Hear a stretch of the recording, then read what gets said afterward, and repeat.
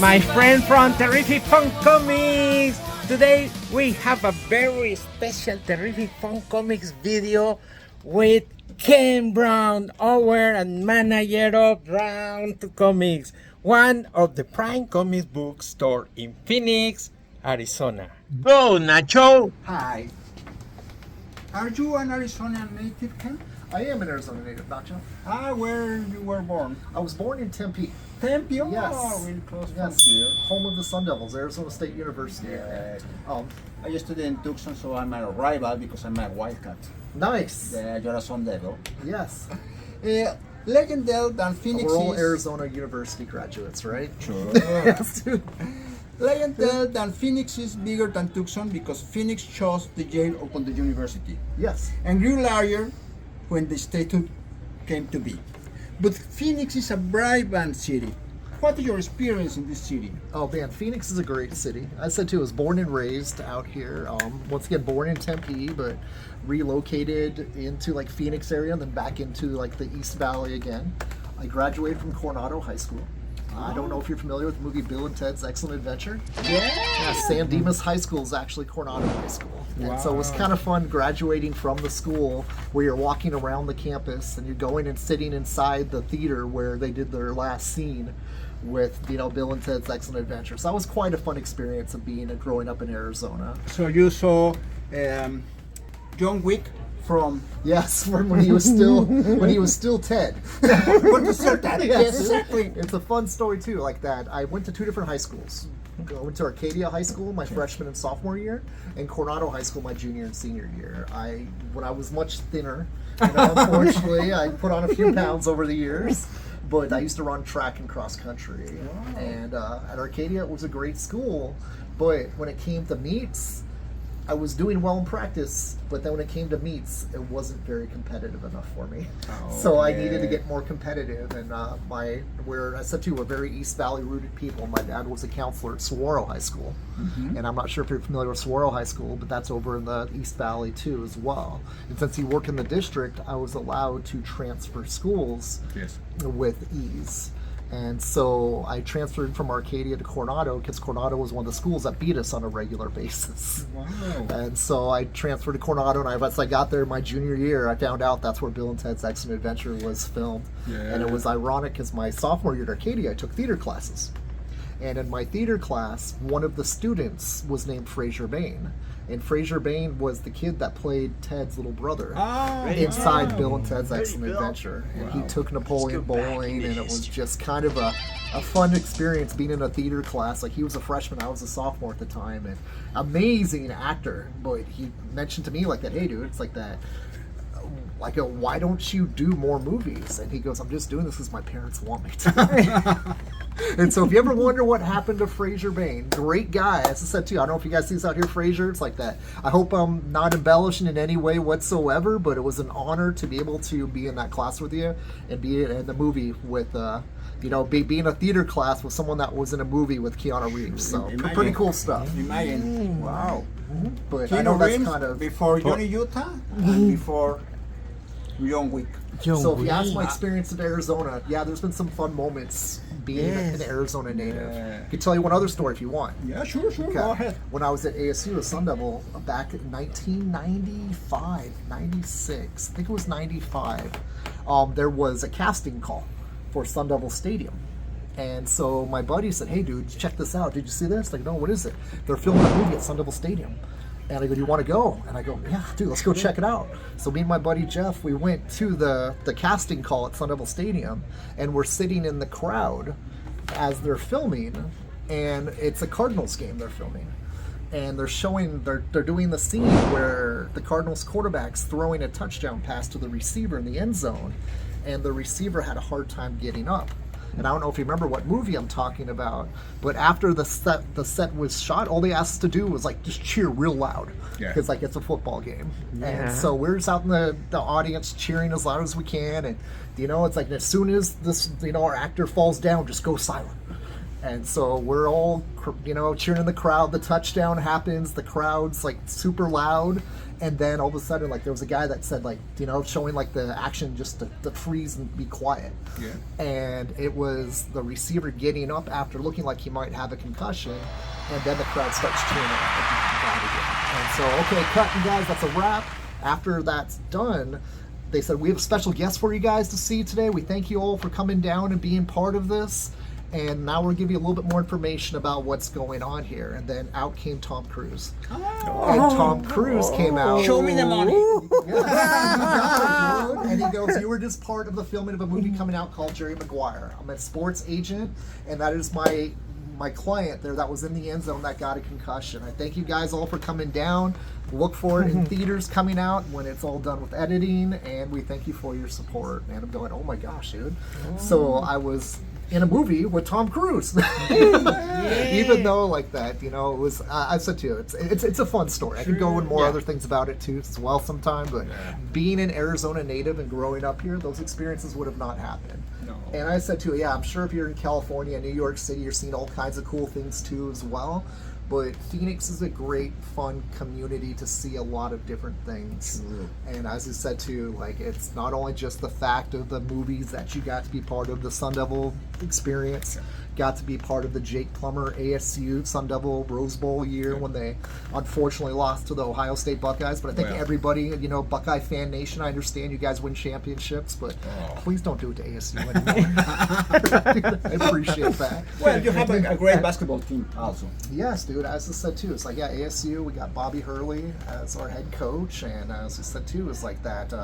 Arizona State, it's like that. We're not one of the elite teams, but as to Kenny Dillingham has had us in the playoff for the second year in as head coach, and it's cool to see good stuff happening in ASU sports. And Sports and now, when did you start to be in contact with comic books? Yeah, dude. Gosh, dude, growing up here in the '80s. I don't know if you guys ever watched Stranger Things. Yeah, but oh my gosh, dude, that's like seeing that happen, that felt like my childhood. Being like a comic fan and stuff like that too, because the Hellfire Club, that's obviously named after the Dark Phoenix saga. And so the Hellfire Club was also, I think it was part of the Avengers TV series, The Spies, back in the 1970s. But Chris Claremont and John Byrne created the Hellfire Club. And the more or less the Hellions, the university, the school where the Hellfire Club would train mutants, and Emma Frost was the head mistress. And they introduced Emma Frost through both Professor X and her trying to recruit Kitty Pryde inside what started the Dark Phoenix saga. And so when I saw the Hellfire Club inside of Stranger Things, like when they're there playing D&D and they became like a Hellfire Club was the name of their club, and there's some and I think in the first season, I want to say one of them's reading X-Men number 134, which is another nod to the Hellfire Club. So definitely, you guys that are bigger Stranger Things fans than I am, check my sources, go watch it. It's a fun Easter egg for comic book fans that grew up in the 80s like I did. But the Dark Phoenix saga was one of the major stories that I grew up with in comics, and felt like that really got me like, wow, comics are more than just cartoons. The stories get much deeper, because Spider-Man's Amazing Friends was what got me interested in comic book characters before I even started reading comics. And Spider-Man number 258 was at the 7-Eleven when, as I said too, a kid of the 80s played Star Wars on the arcade game. And Spy Hunter, are you familiar with Spy Hunter at all? Do you remember that game at all? No. It was kind of like a driving James Bond game. Like that, where you're trying to survive on the street, but you're on a mission, and you're trying to more or less survive the mission to stop the bad guy. And so, but that was one of my favorite video games at the arcade, and also at 7-Eleven as a kid. And you go more or less do the paper route all week. Penny Saver was the paper route. Get your Penny Saver money.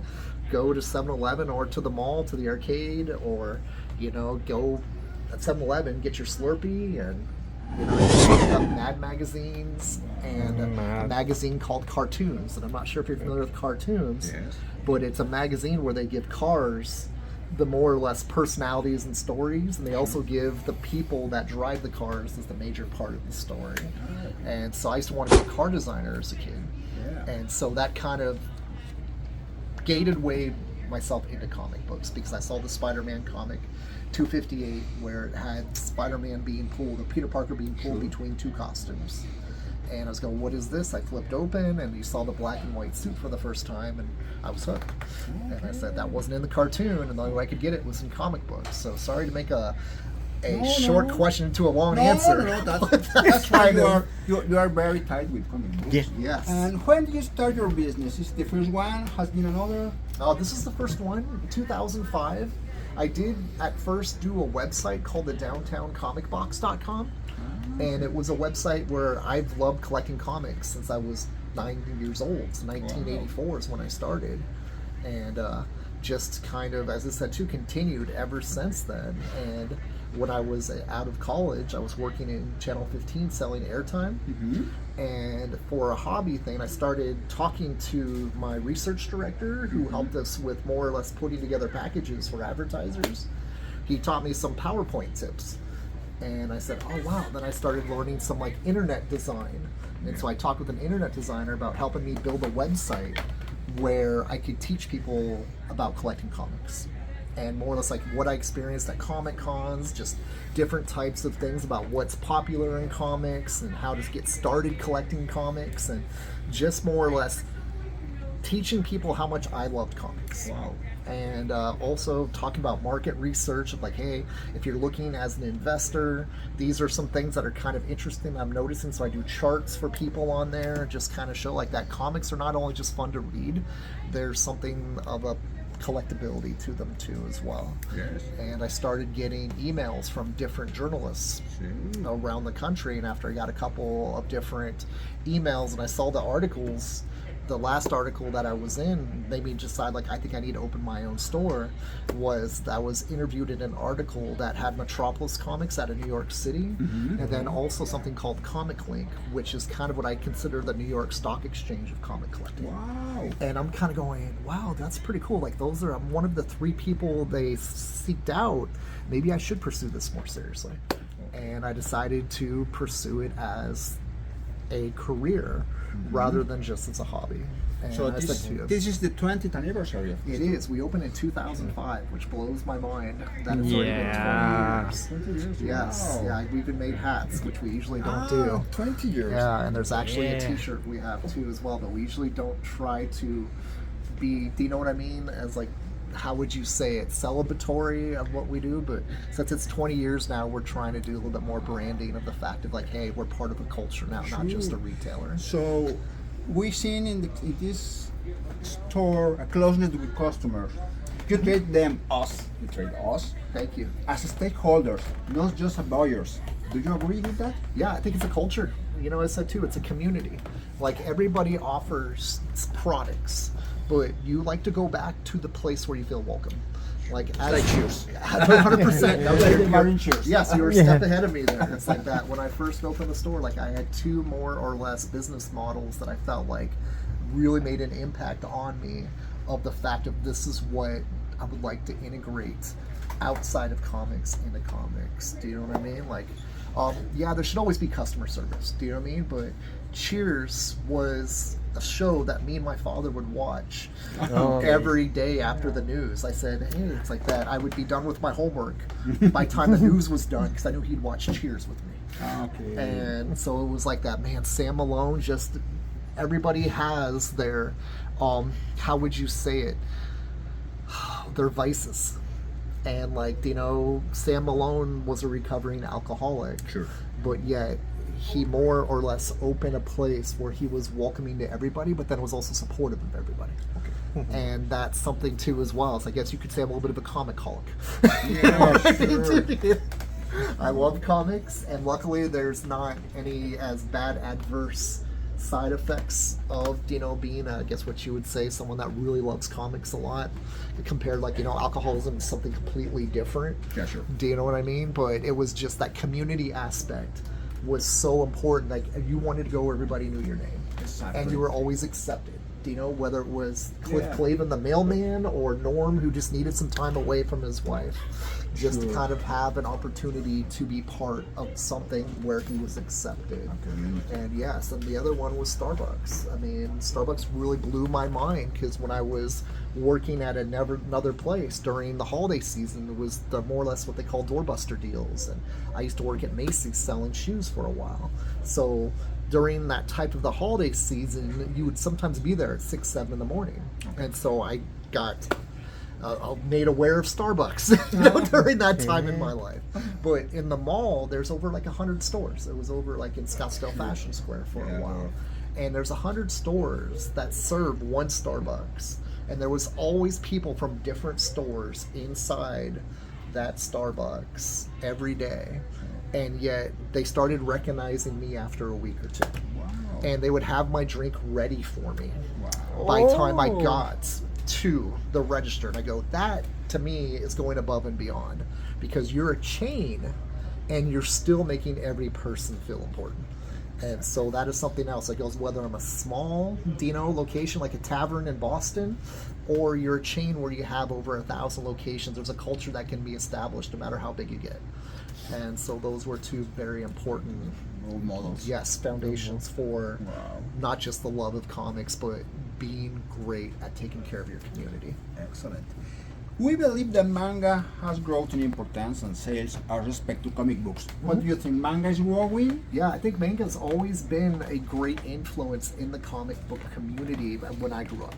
Do you know what I mean? It's like when I was growing up, it wasn't quite as big as it is now, but like in the, I would say like my college years, between like the 90s and about the 2000s, when Viz Comics was publishing floppy books like Dragon Ball Z, and Eclipse Comics did some too back in the days in the 80s.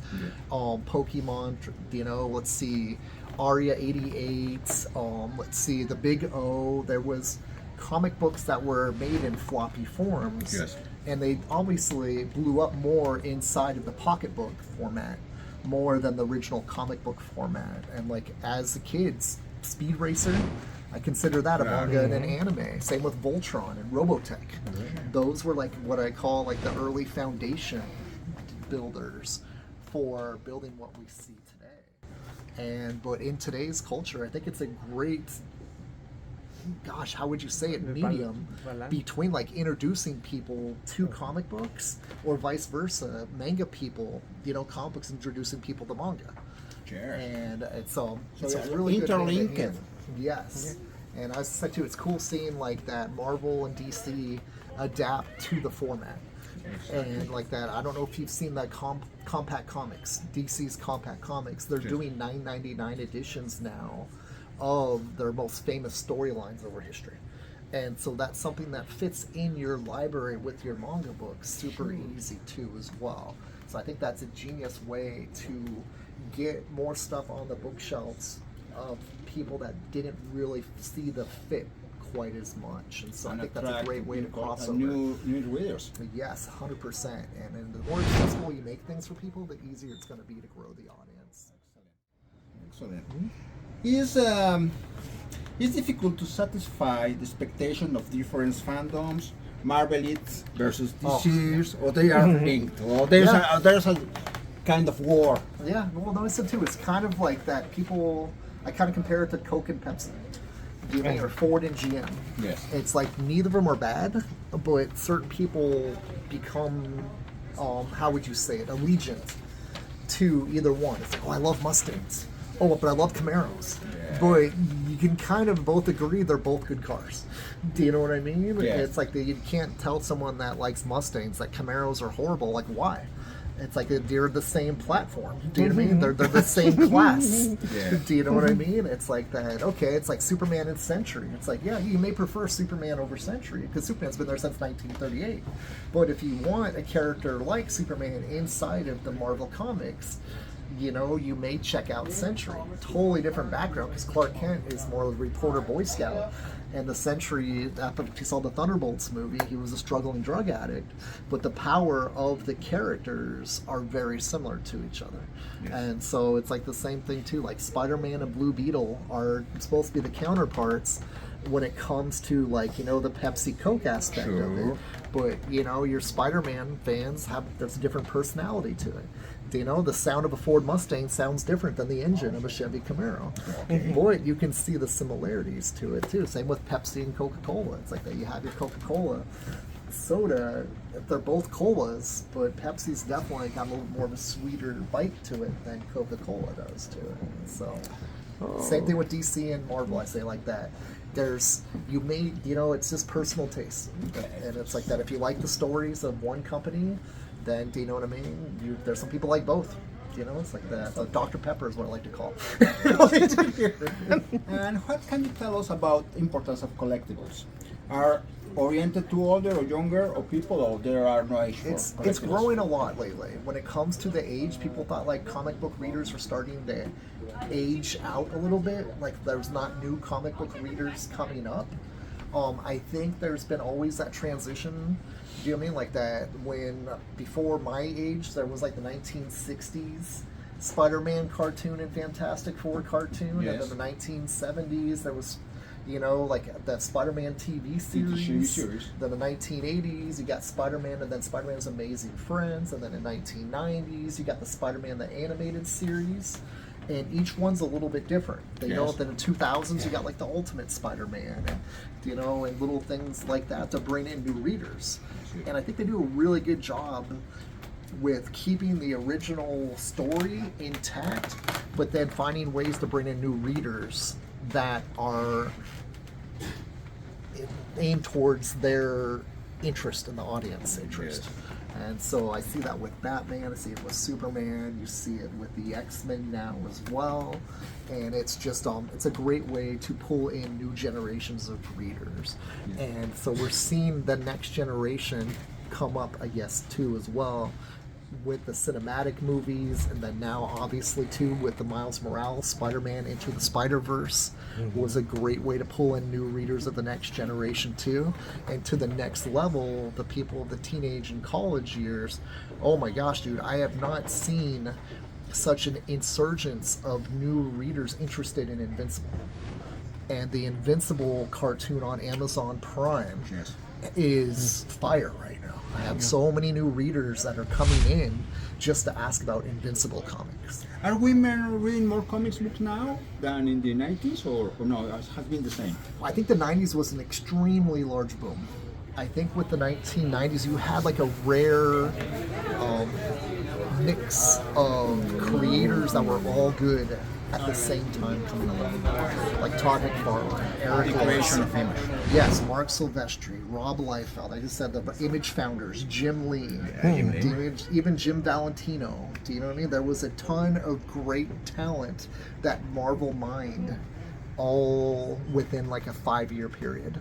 Yes. Do you know what I mean? Even DC contributed a little bit to that too as well. Like a lot of those creators, Marvel signed them, you know, because Rob Liefeld did Hawk and Dove before coming over to do New Mutants.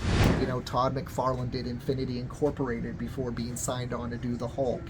Even that one little G.I. Joe issue too as well. Even though that the first book he did was a Marvel book, they didn't keep him right away. DC signed him to do some things like the Detective Year 2, the All-Star Squadron number 47, which is a Dr. Fate origin, and then obviously the Infinity Incorporated was his longest run at DC before getting signed by Marvel. But, you know, as even Eric Larson too as well, he did some Doom Patrol too as well. Things that was happening before they got signed by Marvel. Yes. And so it's DC, I guess you could say, mind them, and then Marvel made it blow up into the next level. Do you know what I mean? Like that, they really got it to the advantage of the sports card industry, looking at comics as like a way to raise their revenues too. And so that's when variants started more or less kicking in. Do you know what I mean? Even though ironically, again, we're talking about DC and Marvel. Superman, the Man of Steel, DC's John Byrne's reboot of Superman post-Crisis was the first comic book that had a variant. You know, and so it's ironic like how DC lays the foundation of a lot of things, even comic book superheroes in the first place, yet they also lay the foundation for new ideas in comic books, which has really been fun to watch. The creativity is moving. And what do you believe is the jewel of the crown of your merchandise? What do you like more in your store? Can you show us your favorite comic book, your favorite Yeah, let me toy? see here too. Yeah, I can show you some different things. Yeah. I feel good. Yes, what do you like Super more fun. in Yeah. your store? Okay, I am a huge G.I. Joe fan. So one of my favorite toys as a kid was the Cobra Stinger. Oh, And what it was just an armored Jeep that was part of G.I. Joe. And it was the Cobra's version of it. They also did a G.I. Joe called the Vamp, which was what the G.I. Joe version of it was. But I really thought, I don't know what it is about black and red, but black and red, if you look at our store colors, do you know what I mean? Yes, Black and black red, and but red. for whatever reason, Okay. black and red I think is a really good color combination together. And so I guess it goes way back to my childhood even, of noticing, do you know what I mean? Like certain things just stand out to me. I don't know where the black and red became a major thing of like that looks cool together. Yeah. But yeah, it's like that. G.I. Joe has always been one of my favorite things growing up. And I kind of think of it as a cross between comic books and the military. Because, you know, the military, yes, people may be polarized one way or another, like whether pro-military or not. But I do feel like that soldiers make sacrifices to keep us free as a society to make sure we get to pursue the happiness that we do in this country at this moment. And I kind of think of the way that they did the artwork on packaging, it was very comic book feeling. Yeah. And so I really felt like they did a perfect mix of comic book formats and action figure format with G.I. Joe figures. Of course, Larry Hama, famous comic book writer, wrote all of the different file cards back in the day. And so it was kind of, as you said too, comic bookizing toys. And I really felt like that G.I. Joe did a very good job doing that crossover of like appealing to comic book art fans, but then also the appeal of the celebrating the military and what they do to keep our communities safe. And so, but yeah, G.I. Joe is one of my favorite ones. Spider-Man, obviously, number 258 was the first comic that I bought as a kid. Spider-Man. And so let's go, I guess, downstairs too as well. Unfortunately, I feel bad I don't have one in the store, but I do have a framed picture of it in the store.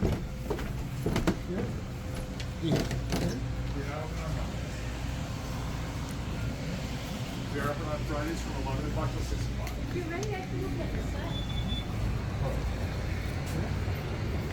This right here The Amazing is Spider-Man. a replica of the cover of the comic that got started. I'm trying to keep it here. The as- founding stone Yes. of Rome.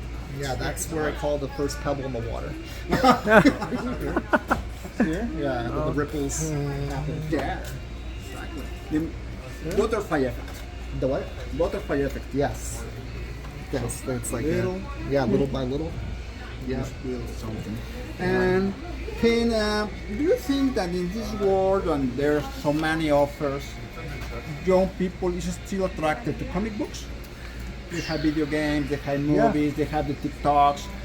Yeah, dude. Comics has something to offer to the new generation? Yeah, I think it does. I said too, storytelling and illustration. Do you know what I mean? I said too, is like books have been around for centuries. Sure. And you know, obviously more than centuries. I mean, thousands of years. Yes. And people still seek out books to read, whether it's in digital format or in physical format. I mean, Barnes and Noble would be gone already if we all switched away digital, yeah. to like, you know, digital or to things that are not literature. And so literature is always needs to be created for new content because we're always seeking out new content. Sure. And art, same thing too. That's why I think comic books are so great, is because you have art and literature, two forms of artwork, visual art and literary art, combined together into making one beautiful item. And so over time, as long as there's people creating new content, I think there will always be a space for comic books. For example, in free comic book day, Yes. you see a lot of kids coming Yes, with yes, their with the parents. families. Yes, it's really cool to see. That's one of the days I'd love to see translate into more or less not just getting the free book, but seeing them come back and check out other stuff. Exactly. Do you know what I mean? And that's, I think, still the big, how would you say it? The rock in front of the cave to move still.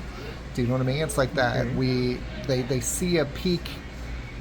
Do you know what I mean? Like they know there's something out there, but what's it take to get them to pursue more? Do you know what I mean? And it's like almost like the same type of thing when people go see the movies. It's like sometimes you'll see people that, oh wow, I saw the movie and that's based off a comic book, that's nice. But how do you get the majority of them to come back and, hey, I want to see more about the Thunderbolts? Do you know what I mean? Or I want to see more about the X-Men. I want to see more about Fantastic Four and more about Daredevil. More mangas. Yeah. And more about manga. Dude, One Piece, for instance.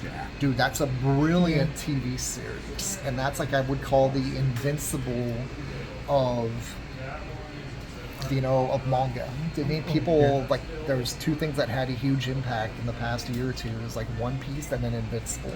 And they saw in other mediums that were not the hard versions of them that they originally presented in. And so, as I said too, like that what I say is the next major step is how do you translate getting the mass market into coming to check out the comic shops. Excellent. Ken, thank you very much for having us. Viewers get a nice view of what it means to be in the comic book world. Absolutely, I appreciate you guys. Phoenix, Arizona. Yes, thank you very much for having us on, and keep on reading comic books. Thanks, you guys. Live from Phoenix, this is Terrific Fun Comics. And this is Drown to Comics, the best comic book in Phoenix, in Glendale. Thank you very much. I appreciate you guys. Thank you for taking the time to make me a part of this. This is awesome. Thank you guys. Anything you need, let me know, and keep reading comics. Thank you.